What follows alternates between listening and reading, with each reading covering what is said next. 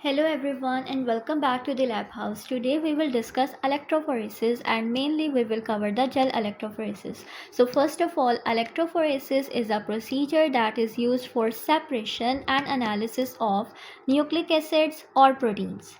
The basic principle involves the molecules carrying an electric charge will migrate in an electric field and will move towards the electrode of the opposite charge. Let me explain you this. So, here we have an electrophoretic tank. The tank contains the buffer solution. As you can see, this is the gel tray and this is the well that contains the fragments, either DNA, RNA or protein. And this is the negative electrode. This is the positive electrode. As we know, the DNA, RNA, the nucleic acids are negatively charged, so they move towards the electrode of the opposite charge, that is positively charged. You can see their migration from negative towards positive, and this is affected by the size of the fragment. The smaller fragments will move faster while the larger fragments will move slower. So we will complete the definition. The rate of migration depends on the size, charge or either shape of the molecules as well as the composition of the gel used.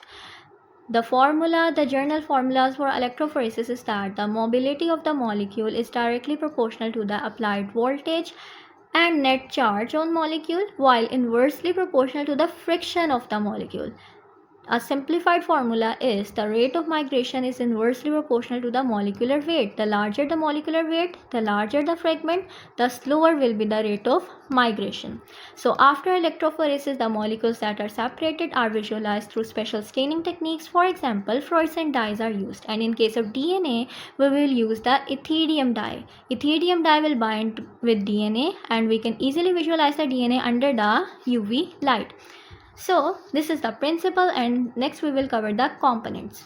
The gel matrix, the medium through which the molecules move, typically made from agarose. Agarose gel is used for large molecules like DNA or RNA, and polyacrylamide is used for proteins and smaller DNA fragments. The agarose gel versus polyacrylamide gel properties are given below, and this is very important. Agarose gel is a natural polysaccharide extracted from seaweed, while the polyacrylamide gel is a synthetic polymer. Due to this reason, it is cost effective, it is simple, easy to perform procedure. While with polyacrylamide, the procedure is more complex, time consuming, and another important property is that agarose gel has large pores while polyacrylamide has small pores. Agarose gel has less resolving power and low strength. This means it has low durability, while the polyacrylamide gel has high resolving power, high strength and high durability. This can be an advantage of the polyacrylamide gel use.